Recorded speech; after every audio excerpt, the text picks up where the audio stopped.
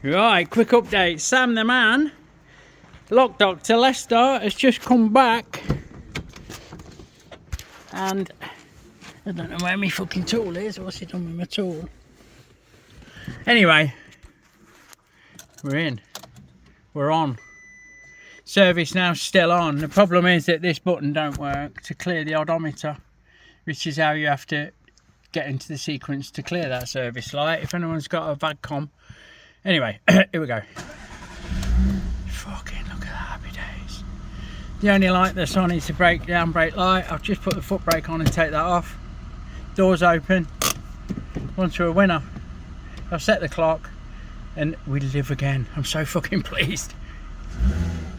Quick update. I've come to leave and I've got one last go with my hand scanner to clear the original fault. Ooh. And I fucking have. I've done it. No service fucking now warning comes up. So there you go. Here we are, 5 days later. We're back where we were and we got rid of the service light. Who knew?